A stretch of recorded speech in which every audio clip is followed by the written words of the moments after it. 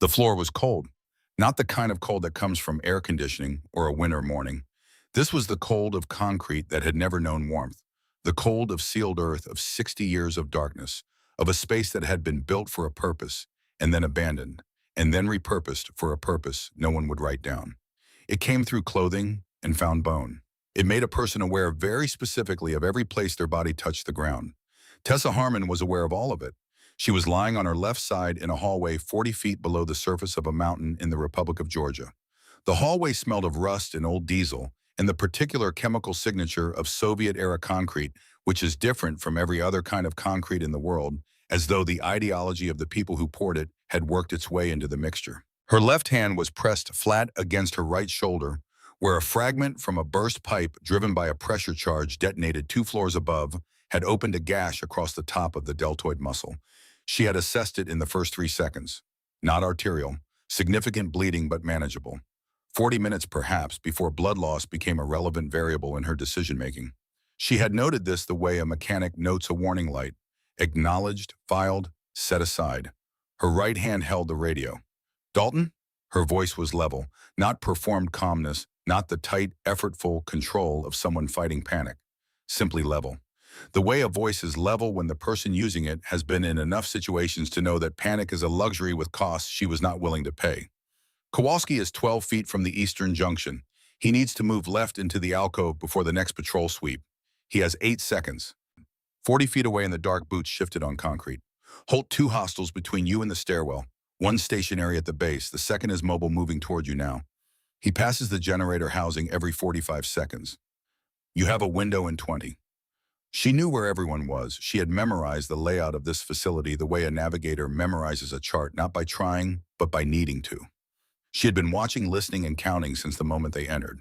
The angles, the sight lines, the geometry of a space that wanted to kill them and could be made with sufficient attention into a space that would not. This was not what Navy corpsmen were trained to do. It was something else entirely. A figure moved through the darkness toward her, low and fast, the practiced crouch of a man who had spent years making himself smaller in dangerous spaces. Garrett Sloan dropped to one knee beside her penlight, clenched in his teeth, medkit already open. He was the team's assigned medic, and he was good at his job. And right now he was looking at Tessa Harmon with the expression of a man who has placed something in a category and is beginning to suspect the category was wrong. He worked on her shoulder efficiently. She let him. She kept the radio in her right hand and her eyes on the far end of the hallway. When he finished, he pulled out his field notebook.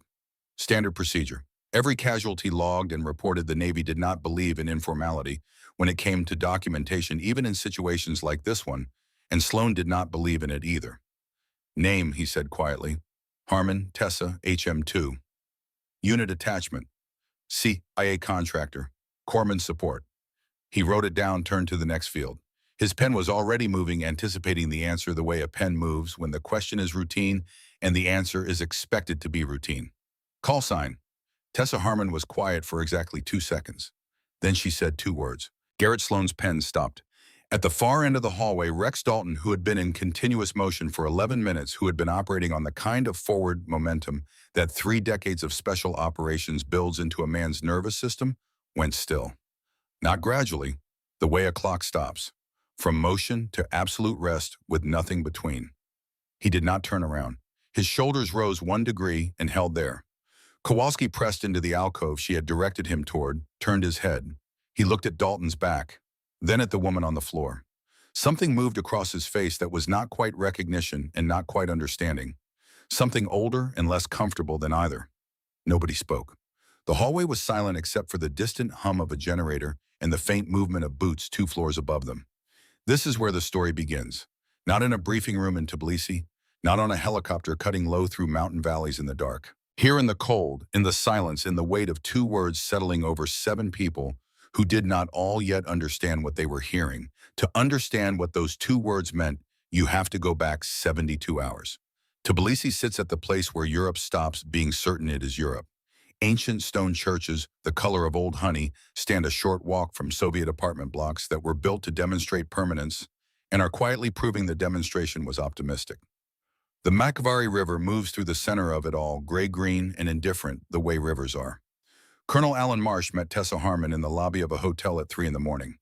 He was 57 years old, silver-haired, and stood with the bearing of a man who had worn a uniform long enough that the absence of one never fully registered. He laid out the mission the way a careful man lays out facts he has selected in order without gaps, with the confident completeness of someone who has decided in advance what the other person needs to know.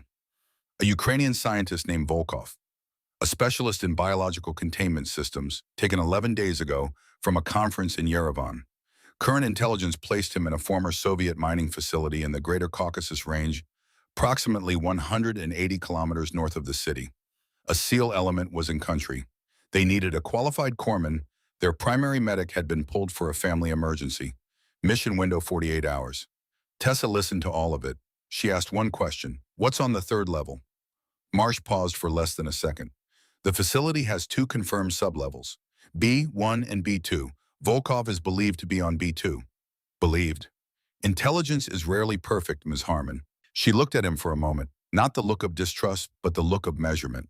The look she used when she was deciding what something actually was, as opposed to what it had been presented as. Then she nodded and said she understood the mission. She did understand it, just not in the way Marsh intended. The safe house was a two-story building in the suburbs, unremarkable from the street, the kind of place that exists in every city where serious people need to be near airports without being near anything else. Inside, it had been converted into something functional and austere: maps on the walls, satellite imagery pinned to boards, a folding table with communications equipment that cost more than most people's houses. The team was already there when she arrived. Rex Dalton turned when she entered. 58 years old, built like a man who had spent his entire adult life carrying heavy things in difficult conditions and had arrived at a complete peace with this fact. His eyes were pale blue and very still. He looked at her the way experienced people look at new additions, not unfriendly, not welcoming. Assessing, the way you assess weather before a long drive. Harmon, he said, you're the corpsman. Yes, sir. He nodded once and turned back to the map. Kowalski spoke from the far wall, arms crossed, carrying the posture of a man who has been doing a job for a long time and has strong opinions about who else should be permitted to do it. No offense, he said, and the two words held the weight of a man who means a great deal of offense. But I requested an operator, not somebody to organize the bandages. Tessa set her bag down near the door. She was already looking at the maps. No offense taken, she said. Kowalski waited for more. There was no more. Fletcher Holt had not spoken since she arrived. He stood at the window with his coffee, watching her look at the maps with the particular quality of attention he used for things that did not fit neatly into the space where he had placed them. He was 46 years old and had spent 20 years learning to read people, the way experienced sailors read water, for current, for depth, for what moves beneath the surface. What he noticed was that she was not reading the maps the way a medic reads maps. She was not tracing evacuation routes or casualty collection points. She was reading terrain, angles of approach, fields of fire, the relationship between the topography and the structure of the facility viewed from inside out, not asking how to survive in the space, but how to control it. He finished his coffee and said nothing.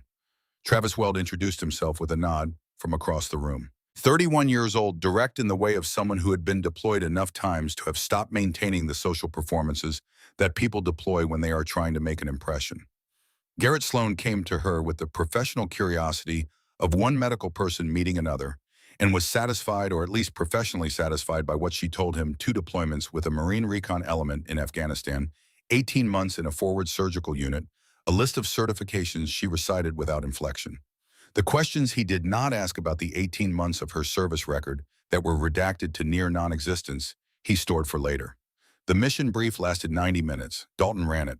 The facility was built into the remnants of a Soviet manganese mine scattered through the Caucasus in the mid-20th century, like coins dropped from a pocket. Most abandoned, some repurposed. This one significantly so. 2 confirmed sublevels. 20 to 25 armed personnel. A single viable extraction route. Tessa listened to all of it. She asked 2 questions, both precise, and Dalton answered them without comment. When the brief ended and the others moved to their equipment and their preparations, she stayed at the map table. She was looking at a notation at the bottom of the satellite image. 3 words: possible lower structure unconfirmed. Unconfirmed. She had been carrying that word for 7 years.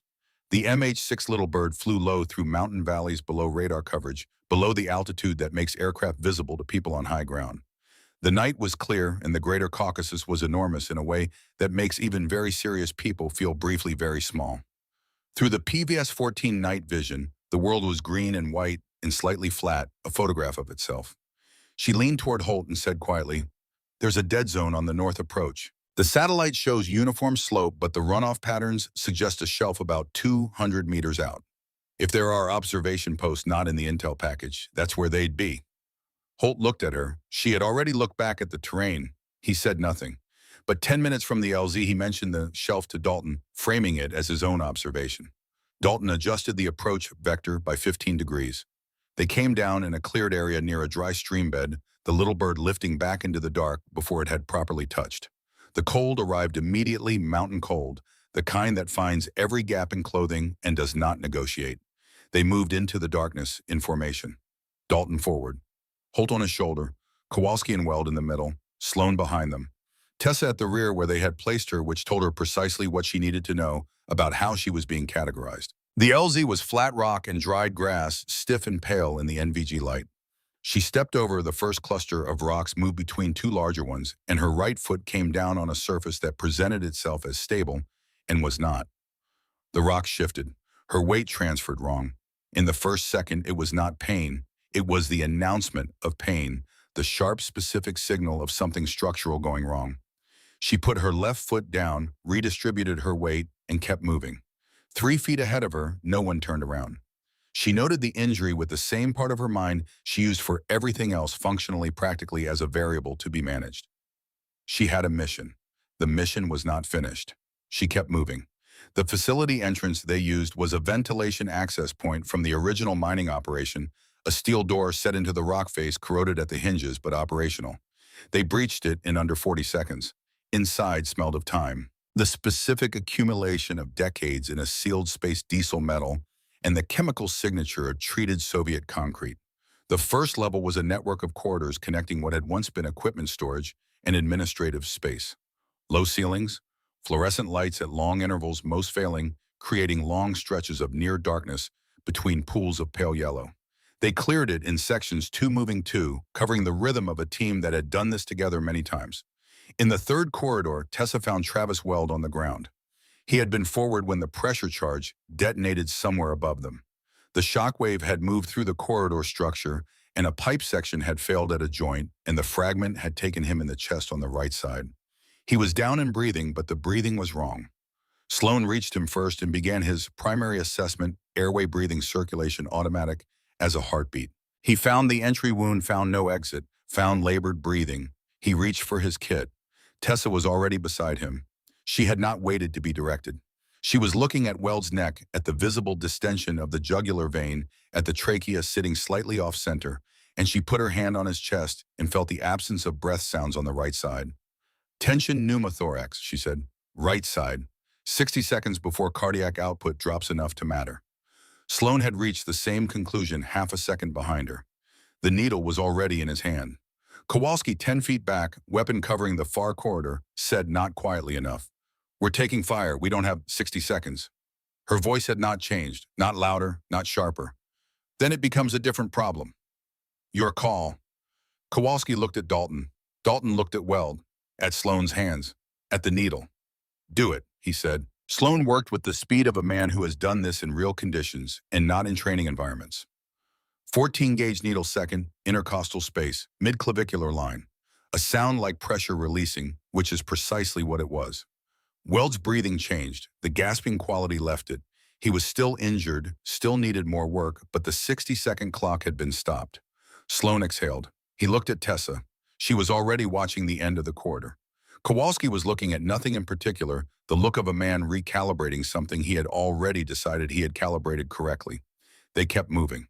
The hallway where the next problem happened was longer than the others, with one working bank of fluorescence that cast the space in steady pale light. The team was stacked against the left wall, moving toward a junction 40 feet ahead when the figure appeared. He came from the cross corridor at the junction, walking, looking at something in his hand. His weapon was on a sling, not in his hands. He had not heard them. He was a man doing a routine task in a space he considered controlled. He was 12 feet from Tessa Harmon. A shot at that distance, even suppressed, would echo in enclosed concrete.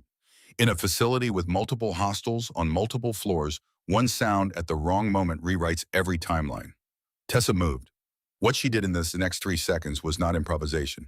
It was geometry, a specific sequence of movements with specific mechanics practiced until it had moved below the level of decision into the level of the body. The hostel was down in 3 seconds, controlled, quiet, still breathing. Tessa straightened, adjusted the strap of her kit, and looked at the junction. The corridor was silent. No one moved for 3 full seconds. Fletcher Holt stepped forward, and as he passed Tessa, his eyes went to her left wrist where her sleeve had pushed up slightly. A scar ran along the lateral forearm. Not surgical, not the clean line of a planned incision. Something older and less deliberate. He looked at it for 1 second. He had been in the field long enough to know the difference between scars from hospitals and scars from other things. He filed it in the place he kept information he had not yet decided what to do with. Dalton reached for his radio at the junction. Standard check-in with Marsh, 60-minute intervals. He keyed the frequency. Static. He tried again. Static. Holt checked his. Kowalski checked his without being asked. The same. Signal jamming, systematic, total coverage, not accidental. It requires equipment intention and knowledge of specific frequencies. Knowledge of their frequencies. Dalton stood at the junction and looked at the radio in his hand and at the stairwell that led down. He was 58 years old and had accumulated over 3 decades a precise understanding of the difference between things that go wrong by chance and things that go wrong by design. The weight he was feeling right now was not paranoia. It was pattern recognition. He put the radio away. B2, he said. They went down. Tessa went with them last in the formation, her right leg carrying her without complaint. The pain held in the category she had assigned it, not gone, not denied. Simply placed where she could manage it rather than be managed by it. She had been walking on a broken leg for 2 hours. No one knew. She had a mission. She kept moving. Far below, in a room that existed on no official record, Marsh watched a monitor. The image was green and white, the same world seen through the same kind of lens from the other side. He watched the column of figures descend a stairwell toward the second sublevel. He watched them with the expression of a man watching a chess piece move toward a square he has spent a long time preparing. He looked at the figure at the back of the column, smaller than the others, moving with an economy that was not the economy of a medic. He had made one mistake 20 years ago and had spent every year since managing it. Tonight, that management would be complete. The problem would be solved permanently in a place he controlled by people he controlled under circumstances that would be documented as an operational failure. Tragic. Classified, filed, and sealed. He turned from the monitor. Below the mountain, Tessa Harmon descended into the dark, one careful step at a time, and did not stop. The second sublevel was different. Not the way one floor differs from another, different ceiling, height, different paint. Different the way one era differs from another. The first level had the deterioration of Soviet construction left to manage its own decline. Concrete swelling and cracking along its own fault lines. Steel oxidizing through shades of brown. The slow entropy of things built to last forever by people who no longer existed to maintain them. B2 had been touched recently. The floor was resurfaced. The walls were clean. The doors were steel with electronic locks on new hinges. Someone had invested in this space not for comfort, but for a specific and deliberate functionality that required resources and intention, and a reason that appeared on no official document. Tessa noted the cameras as they cleared the stairwell entrance. 4 of them, ceiling-mounted, small and reliable rather than conspicuous, positioned to cover the corridor with overlapping fields of view. No gaps, no blind spots. The indicator lights on all 4 were active. Someone was watching right now. She said nothing. She filed it alongside the broken leg and the jammed radios, and the look Marsh had given her when she asked about the lower level, a collection of things accumulating toward a conclusion she already had most of the pieces to reach. They found Volkov at the end of the corridor. The lock on his door had been shot out from the inside. He was on a metal frame cot when they entered, and he looked at them with the wariness of a man who has been in a room long enough to know that people coming through the door are not always the people you want. He was 53 years old, and the 11 days of captivity had done visible work on him. Weight loss and exhaustion that had gone past tiredness into something structural. But his eyes were clear, and his posture when he stood was the posture of a man who had not surrendered anything he considered essential. He looked at Dalton, and then he looked at Tessa. He held her gaze. He said in careful English with a Ukrainian inflection, "They know you are here. They have been waiting." Dalton said, "Who knows?" "The people who arranged this." He did not look away from Tessa.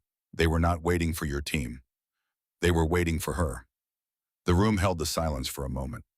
7 people in a space designed for one and all of them still. Tessa moved toward Volkov and began a medical assessment pulse pupils, a systematic inventory of injuries. She did not look at Dalton. She did not look at anyone. But the line of her jaw had tightened by exactly 1 degree. Dalton watched her. He looked at Holt. Holt gave him the small neutral expression that meant, I have been watching her since Tbilisi, and I have thoughts. But now is not the time.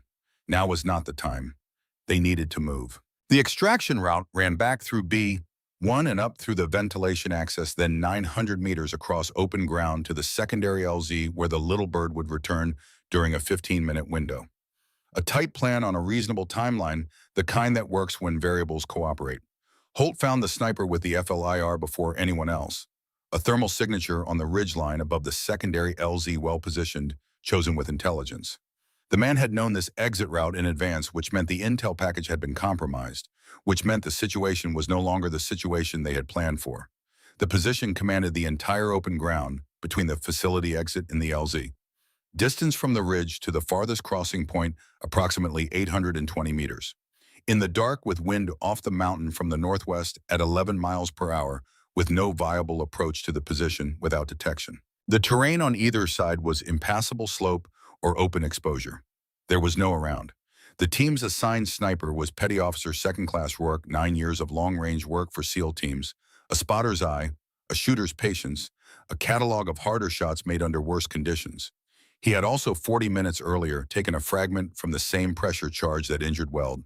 His wound was managed and bandaged, but his right arm was compromised, and when he settled behind the rifle and tried to establish a proper position, his right hand gave him what an injured arm gives a right-handed shooter working a precision weapon in cold conditions.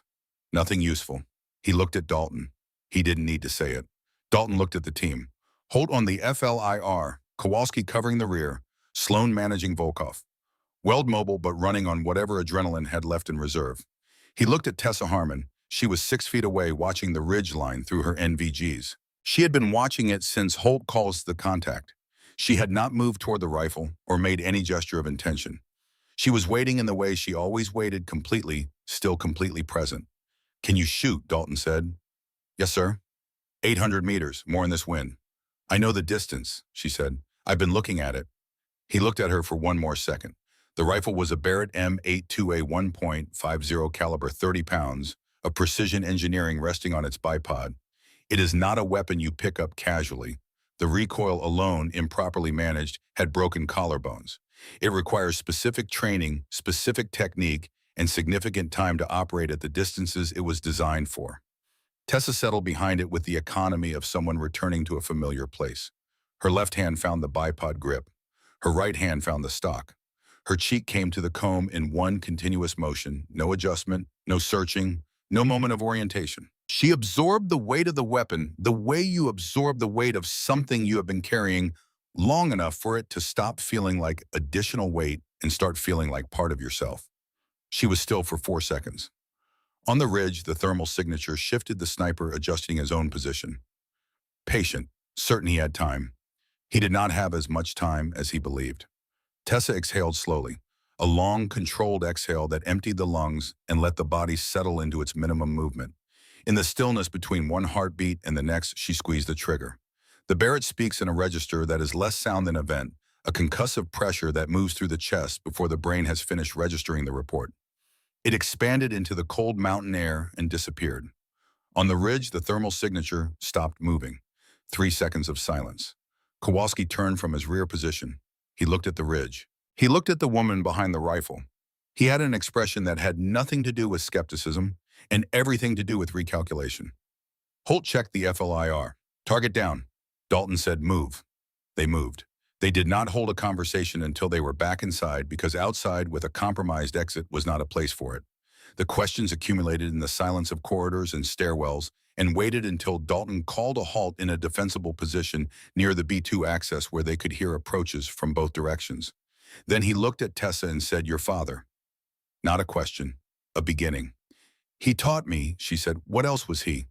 She looked at Dalton for a moment, then at the floor.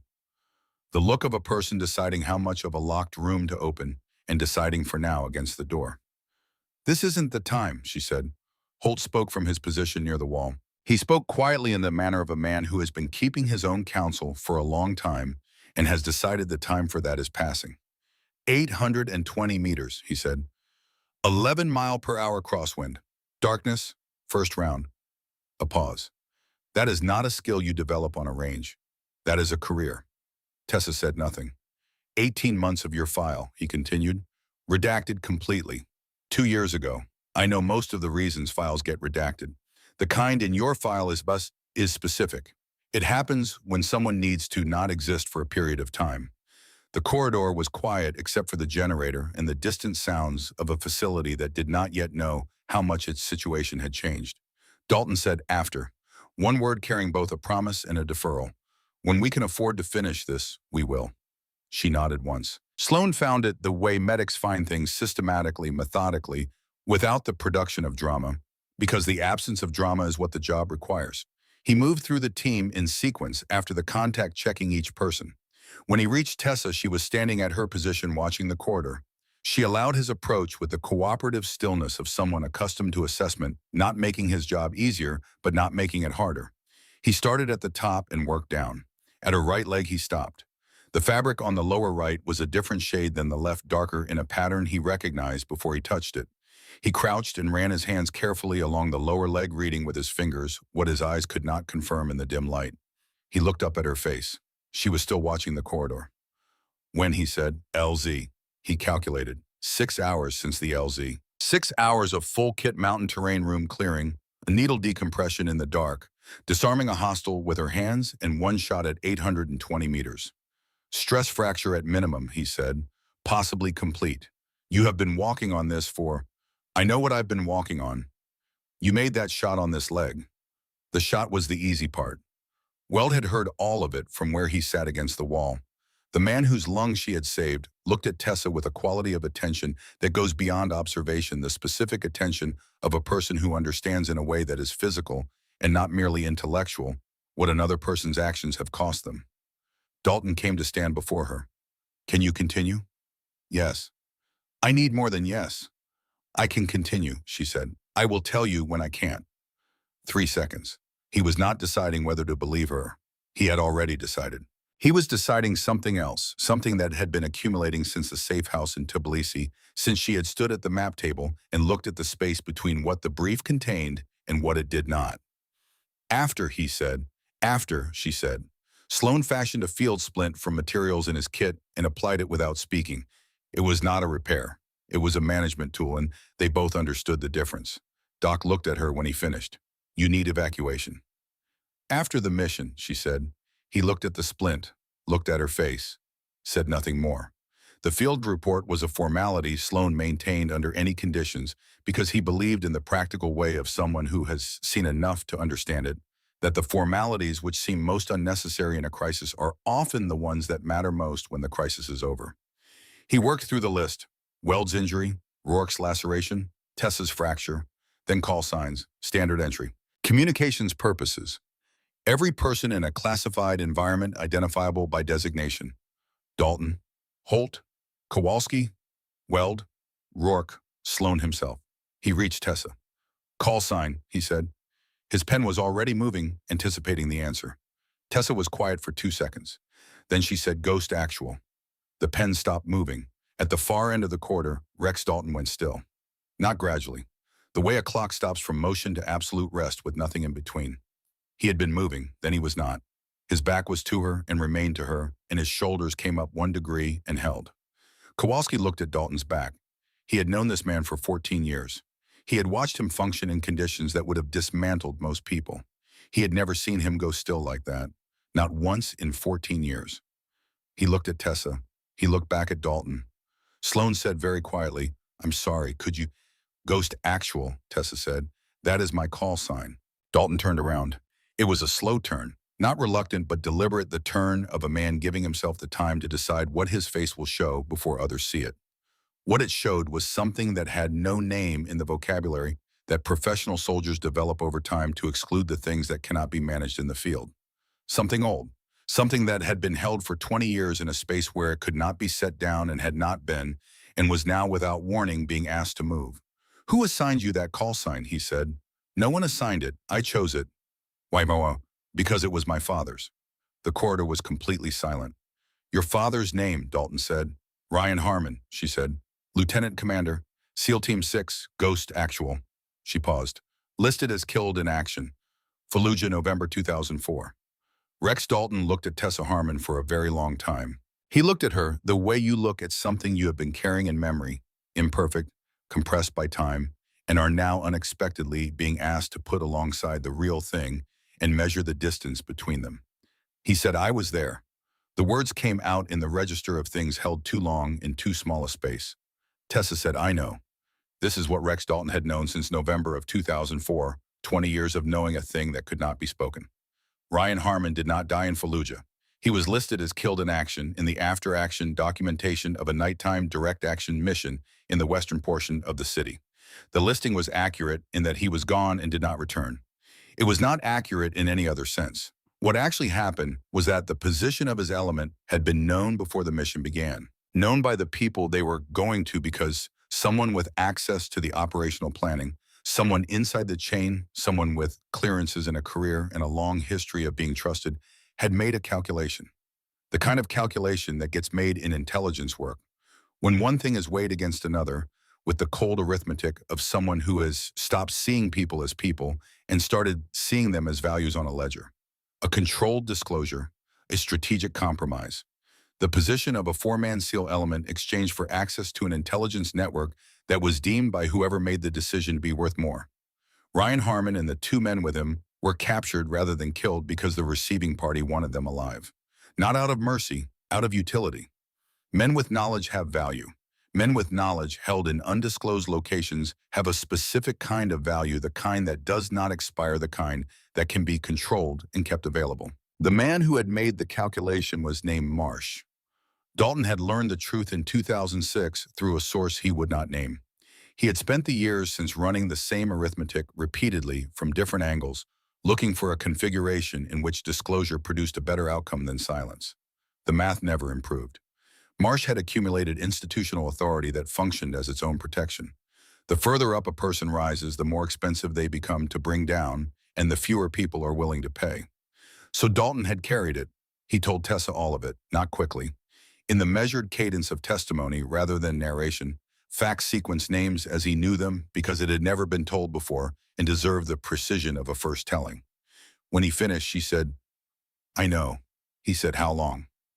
I was 19, she said. He found a way to reach me, a file through an intermediary, enough to understand what happened, not enough to prove it. He's alive. She looked at the wall, at the floor below B2, at the notation on the satellite image she had studied in the safe house, possible lower structure, unconfirmed. I think he's here, she said. Holt from his position near the wall said quietly, the third level. He paused. I found a reference to it in the original Soviet construction records during background research. I didn't include it because it was 60 years old and unverified. He stopped. I should have included it. You couldn't have known what it meant. No, he said, but you did. She did not answer that. Dalton looked at the stairwell that continued below them. He looked at his team. He looked at the space between what his mission parameters said and what the situation actually was. He said, we go down. Kowalski said, Volkov is the objective. Mission parameters. I know the parameters, Dalton said, without heat. With the weight of a man who has followed parameters for 30 years and has arrived without drama at the place where he knows which ones were written by people who understood the situation and which were not. Kowalski looked at him, looked at Tessa, looked at the floor. He said, I'll take point. The second shot came before they reached the stairwell to B3. The radio opened, the jamming stopped, which was its own kind of information, arriving annotated with its own meaning.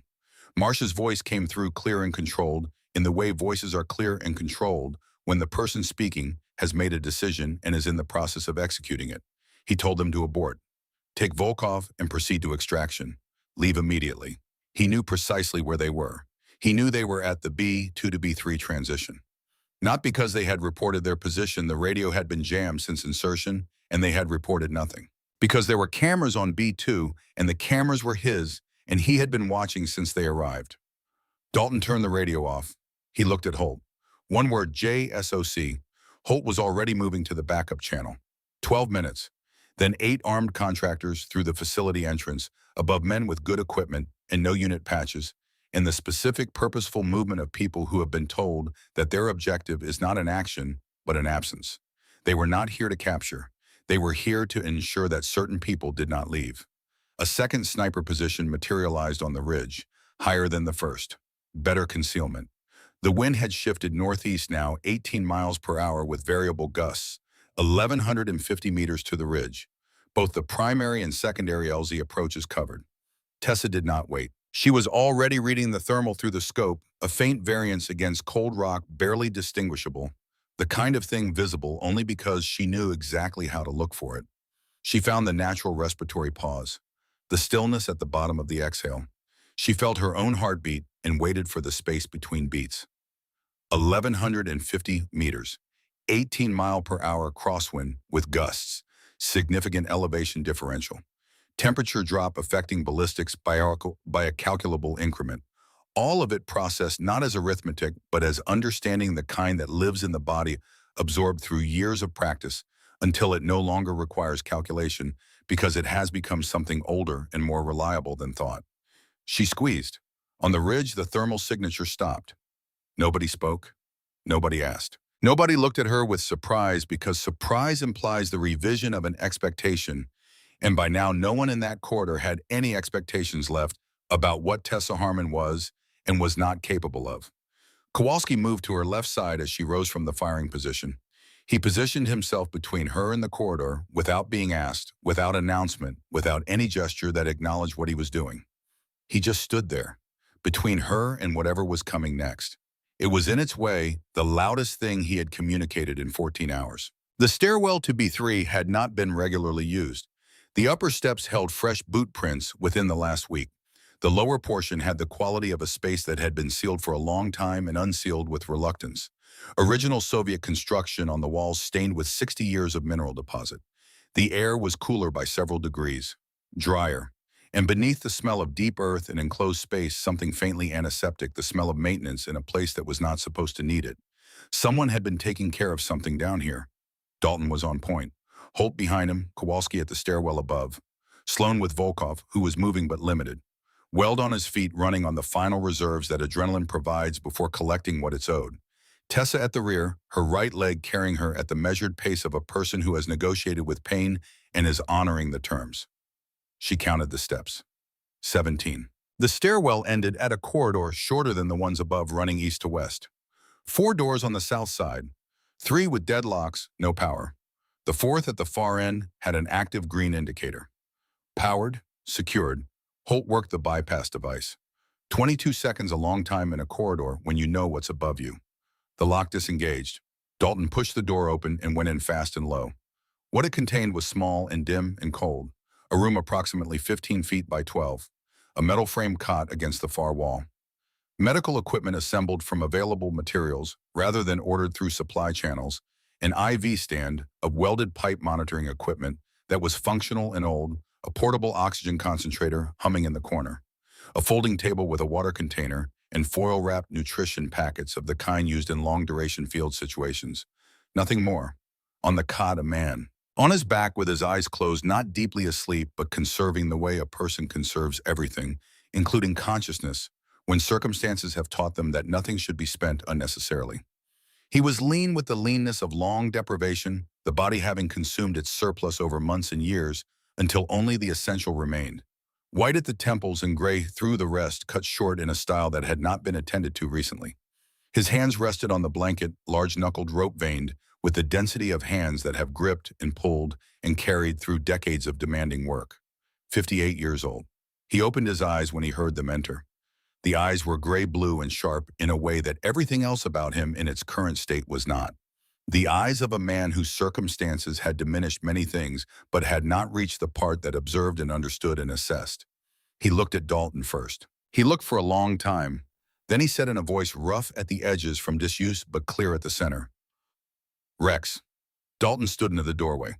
In 30 years of service across more operational environments than most people knew existed, Rex Dalton had trained himself away from most physical expressions of feeling, not because feeling was absent, but because feeling in the wrong moment, in the wrong place, had consequences that extended beyond himself, and he had understood for a very long time that his responses belonged in part to the people around him who depended on them being reliable. What happened to his face when Ryan Harmon spoke his name moved through all of that training and came out the other side unchanged. He said Ryan, one word, the man's name, said in the register of someone who has spoken it many times in private and is saying it aloud for the first time in 20 years. Ryan Harmon held his gaze.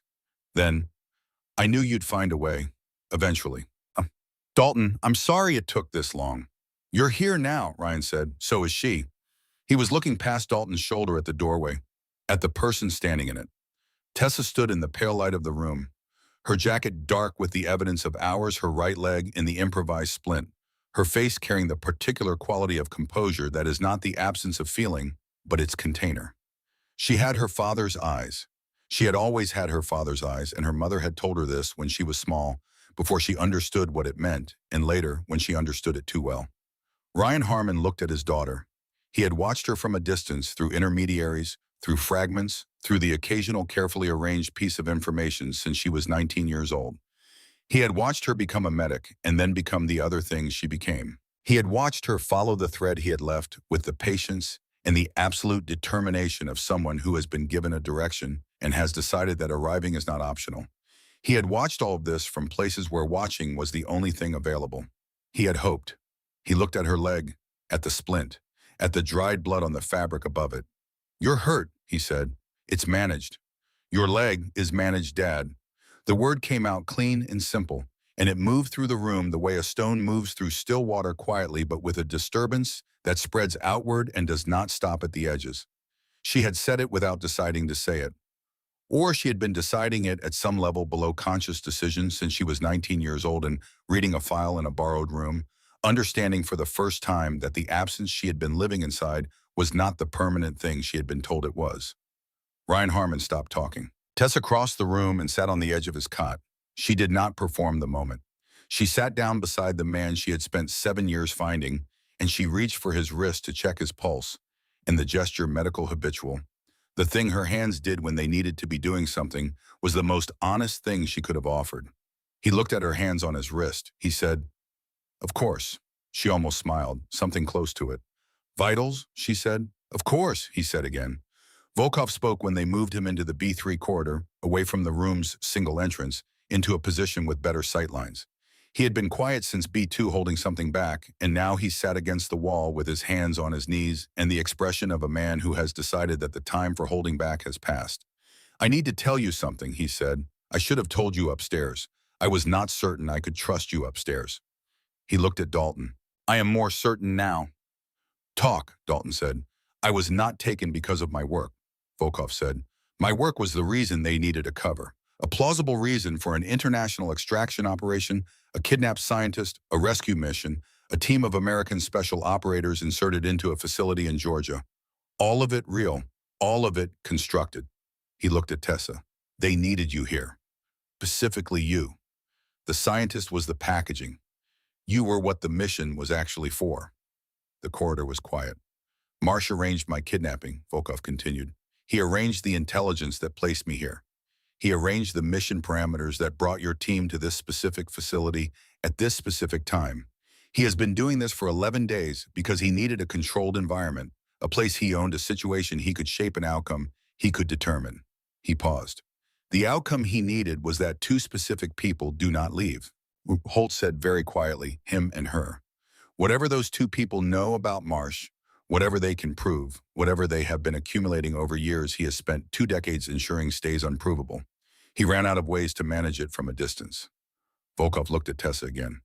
So he brought the problem here, where he could manage it directly, where the documentation would read as a mission failure.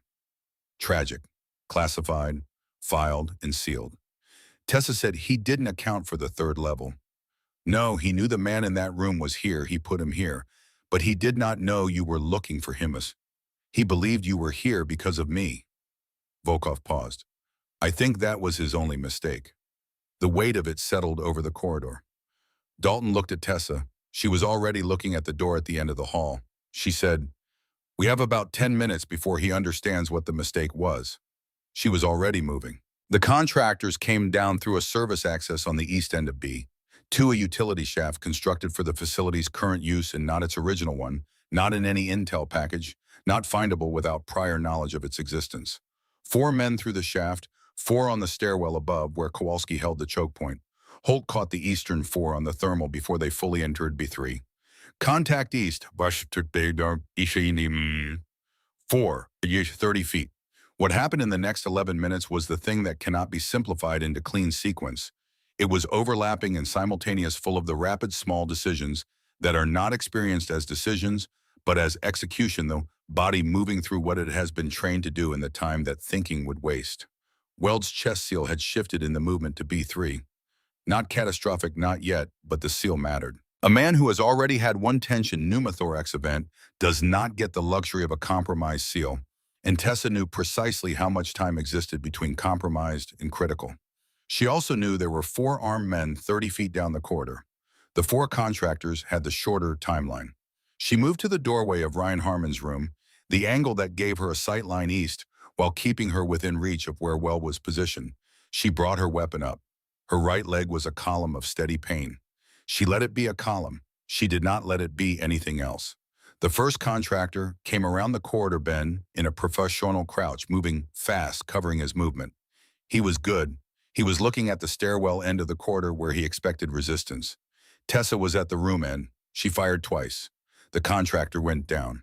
The one behind him pulled back into the bend. "Holt," she said, "east bend. 2 remain. They'll try to bound." "Copy." She turned back into the room. 4 steps to Weld, who was braced against the wall, tracking his own situation with professional attention and not liking the numbers. New seal from her kit. Her hands moved with the specific unhurried quality of very fast hands, not slow, but so certain in their sequence they only appeared unhurried. She peeled the old seal, cleaned the surface, applied the new one. Weld said, "Go." She went. 2 shots from the corridor. Holt. A pause. 1 more. East. Clear. From the stairwell above, the rhythm of Kowalski working, measured, deliberate, each expenditure accomplishing something specific. The rhythm of a man who has held positions before and understands that holding is a practice, not an event. Dalton coordinating without radio hand signals, eye contact. The compressed language of people who have worked together long enough to need almost none of it. Tessa moved back to the doorway. Ryan Harmon had pushed himself upright on the cot. He was watching his daughter work. He had the expression of a man accounting for an absence. Not guilt exactly, which is too small a word for it, the full accounting of what it means to have missed something that cannot be returned, and the complicated process of accepting what remains. He said, "Tessa." She looked at him, eyes on the corridor, but she looked at him. "I'm sorry I couldn't." "Not now," she said.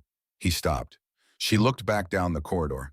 The stairwell fight resolved in the way that contests between very different levels of preparation often resolve, not quickly, but with a clarity that emerges when the gap is wide enough.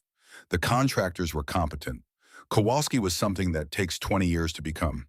When Holt came to reinforce the stairwell, the arithmetic became straightforward. When the corridor was quiet and the stairwell was quiet, Dalton did a head count. Team present. Functional within their respective limitations. Volkov intact. Ryan Harmon on his feet beside the cot, having decided that the cot no longer applied to the situation. Standing with the difficulty of a man whose body has lost much, but whose intention has not. Dalton looked at him for a moment, then at Tessa. "We move," he said.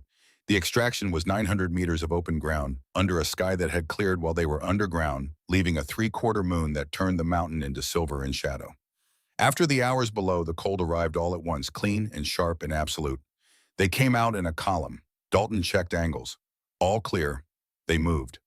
Ryan Harmon was between Dalton and Holt, neither of whom held him up in any obvious way, both positioned so that if he began to go down, there would be a hand available. He had been in rooms for 6 months and in a series of similar rooms for 20 years before that. His legs remembered how to walk. They were remembering again now, step by step, on a mountain in Georgia, under a moon he had not seen in a long time. Tessa walked beside him. She did not take his arm.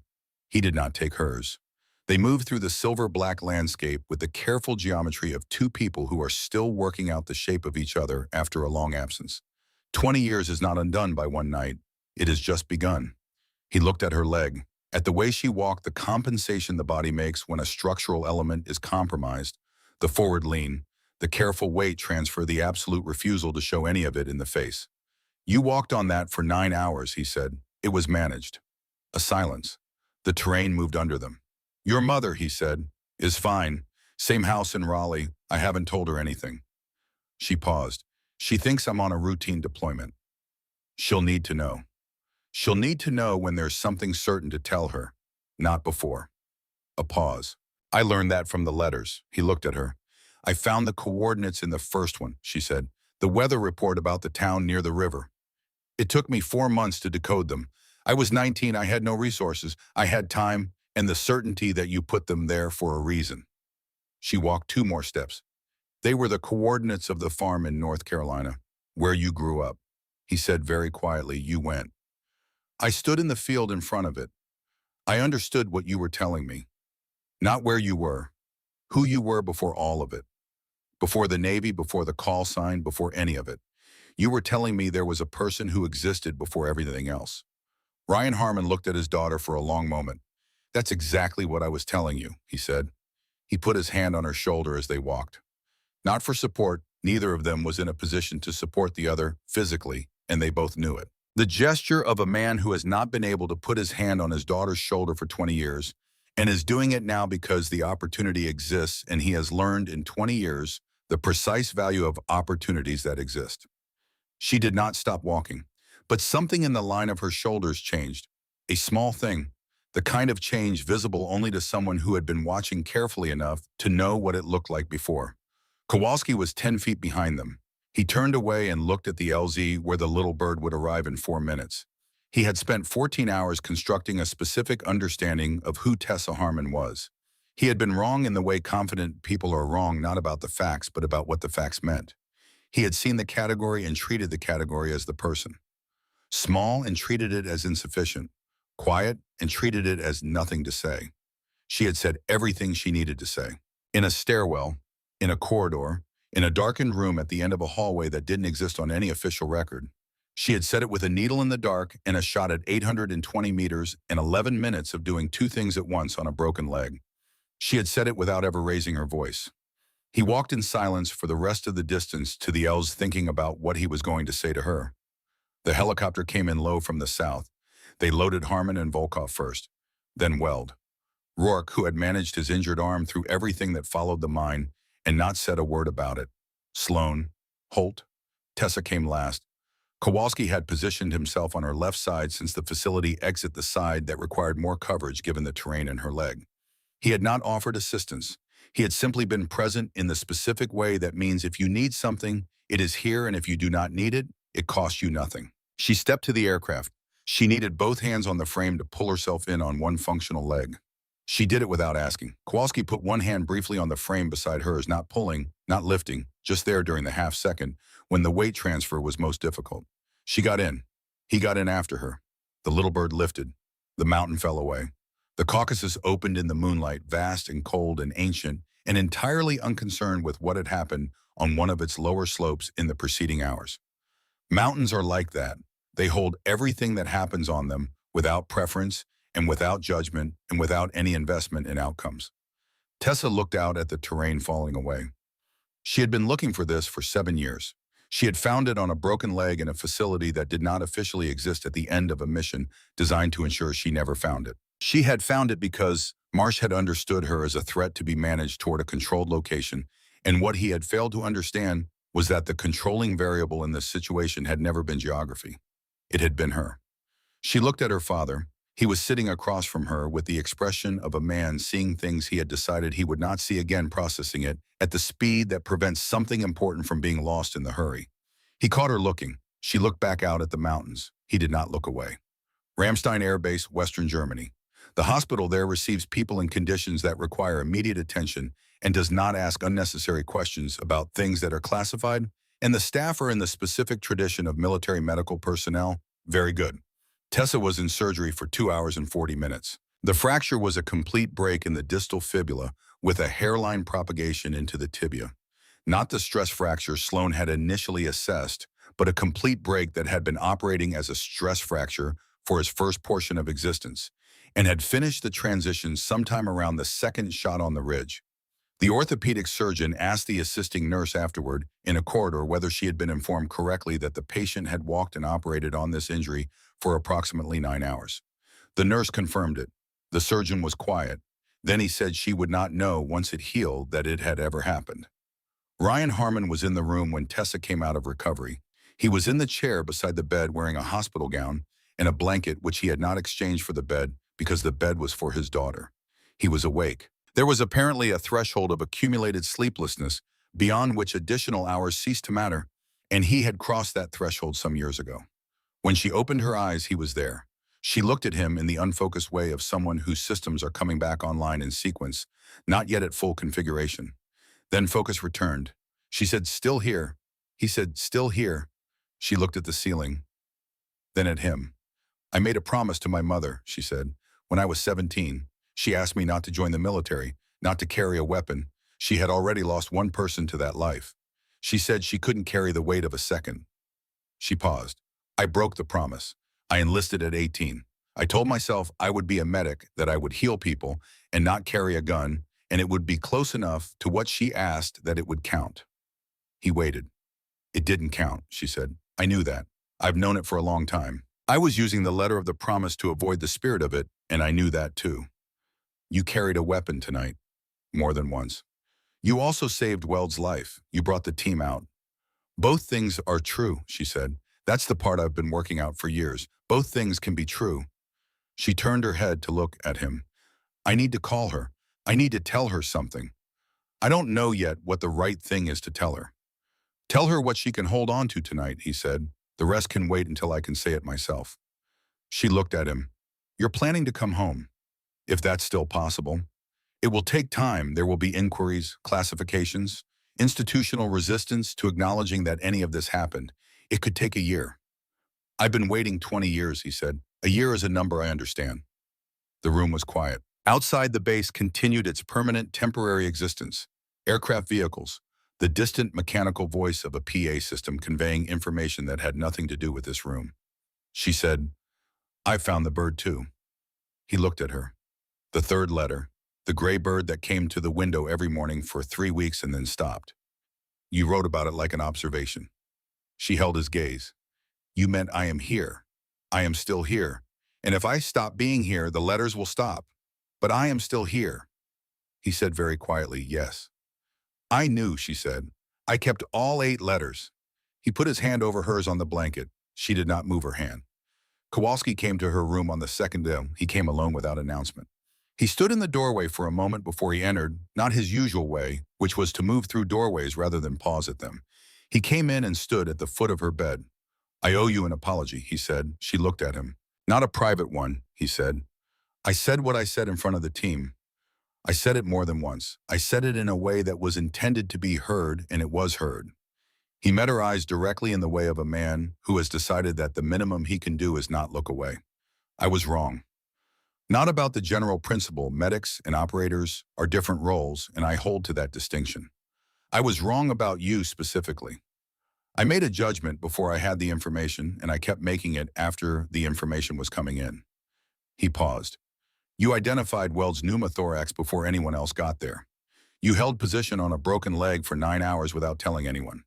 You made 2 shots that I have been running through my head every hour since, and I cannot arrive at an explanation for them that fits inside my understanding of what is possible." He stopped. "I don't have a great deal of practice apologizing. So I'll say it plainly, I was wrong about you. I'm sorry." Tessa looked at him for a moment. She said, "You stood in front of me when I was working on Weld. You put yourself between me and the corridor without anyone asking you to. That's not nothing," she said. "That's what someone does when they've decided another person is worth protecting. You made that decision before you'd consciously made it." She looked at him steadily. "We're square." Kowalski held her gaze. Then he nodded once in the way that men nod when words have done what they can, and the rest has to be carried in something that doesn't have a name. He left without saying anything more. Holt was in the hallway. He had not been listening. He had simply been nearby in the way he was often nearby, present without intruding, available without requiring anything. Kowalski walked past him. Holt said, "How'd it go?" Kowalski said, "Fine." Holt said, "Good." They walked together toward the cafeteria and neither said anything else. and that was sufficient for both of them. On the third day, a rear admiral from Naval Special Warfare Command flew in from Coronado. He came to her room without ceremony. He was 61 years old with the particular quality of someone who has spent a career doing serious things and has no need to demonstrate this through manner or decoration. He pulled a chair to the side of her bed and sat down, and he talked to her for 20 minutes about what happened and what would happen next and what the institution owed her and what it owed her father. When he was done talking, he reached into his jacket pocket and set a seal trident on the blanket beside her hand. Not a ceremony, not a speech, just the object placed with intention. He said, "Your father earned this. You made sure we had the chance to acknowledge it. And you," he paused, looking at her for a moment, "what you did in that facility is not something we have a commendation for. We don't have a category for it yet. We'll need to build one." Tessa looked at the trident. She did not pick it up. She said, "He'll want that back when he's able to receive it properly." The admiral looked at her. A small thing moved across his face, something that on a less disciplined face would have been called moved. "He'll get it," he said. "That's a promise." 6 months later, Tessa Harmon stood before 14 people at Naval Medical Center, Portsmouth, Virginia. The room was a standard training facility, institutional lighting, folding chairs, a whiteboard at the front, still ghosted with the previous session's writing. The kind of room that exists in every military installation in the world, designed to move knowledge from people who have it to people who need it. On the whiteboard behind her, 7 words: heal when you can, fight when you must. The 14 people in the chairs were Navy corpsmen at various points in their careers. Some were new, some carried 2 or 3 deployments. One, a man named Reeves in the back row, had 11 years and the quality of someone who comes to a training room not to be taught but to confirm that what he already knows is worth knowing. They had been told that this course, integrated combat medicine, was new to the curriculum. They had been told it had been developed in response to operational feedback from multiple theaters. They had not been told much more than that. Tessa looked at them. "This course will teach you to do 2 things at the same time," she said. "Not in sequence, not in rotation. At the same time, while under fire, while your team needs both of you, the medic and the operator, in the same moment." She let that sit. "That sounds like a description of a problem." It is. And solving it is some of the hardest work you will do, because the mind wants to finish one task before it begins another, and in a firefight, the mind does not get what it wants. In the front row, Petty Officer 3rd Class Colt Waverly, 23 years old, the youngest person in the room, the youngest member of the team from 9 hours in a mountain in Georgia 6 months ago, who had transferred to a corpsman billet at his own request, a request that had required 3 conversations with his chain of command, and which he had pursued with the specific quiet persistence of someone who has watched a person do something and decided that path is worth following, sat with his notebook open and his pen uncapped. He wrote nothing for the first 10 minutes. He was watching her too carefully to write. He noticed the way he was learning to notice things, the slight quality in her gait when she moved to the side of the whiteboard. He noticed it and filed it without drawing conclusions, because he was 23 and had not yet accumulated the pattern recognition to understand what he was seeing. Later, after deployments, after his own hard moments in confined spaces with bad options, he would understand. He would understand it because she would have taught him over 16 weeks in the years that followed what it means to refuse the option of stopping. "I'm going to tell you a story," Tessa said. Not a hypothetical, not a scenario designed to illustrate a principle. A real story from a real situation, so that you understand in the specific way you can only understand things that actually happened, why we are here, and what this training is designed to give you." The room was entirely still.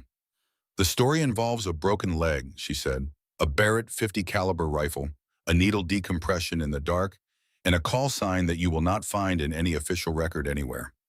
14 people leaned forward slightly in their chairs. "Let's begin," she said. 3 weeks after that first class on a Tuesday afternoon in October, a man with gray-white hair and a slight difficulty with stairs, the residue of 20 years in rooms that did not have adequate space for the movements his body needed, knocked on a door in a residential neighborhood in Raleigh, North Carolina. He had been preparing for this for 20 years in the abstract, and for 3 weeks in the specific, and none of the preparation had produced anything that seemed adequate, because some things do not become adequate through rehearsal.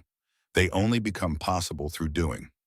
The door opened. He had been afraid that 20 years would have compressed and altered his memory into something that was his construction rather than the truth. He looked at the woman in the doorway and understood that he had remembered correctly.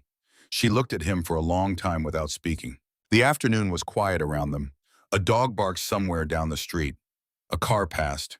The ordinary, irreplaceable continuity of an ordinary neighborhood on an ordinary afternoon proceeding without any acknowledgement of the fact that what was happening at this specific door was not ordinary at all. She said his name, just his name. The way she had said it the first time she ever said it before either of them knew what saying it would come to mean, in the years when it had seemed impossible that it could mean this much. He said, "I'm sorry it took so long." She opened the door wider. He went home.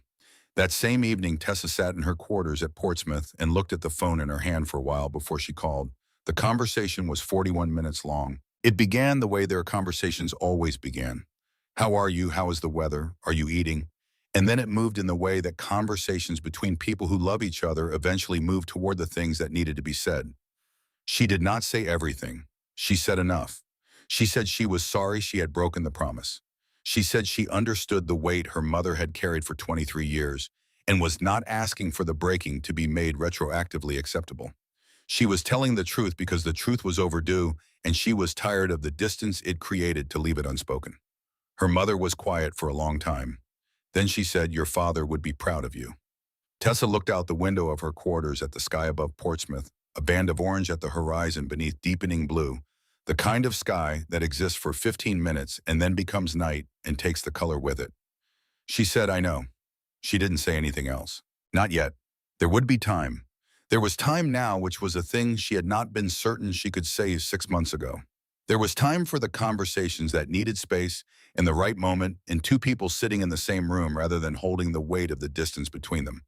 There was time for her father to find his way back into the world he had been removed from, which would take the slow institutional time that these things always take, and she had learned something about patience that she had not known at 19.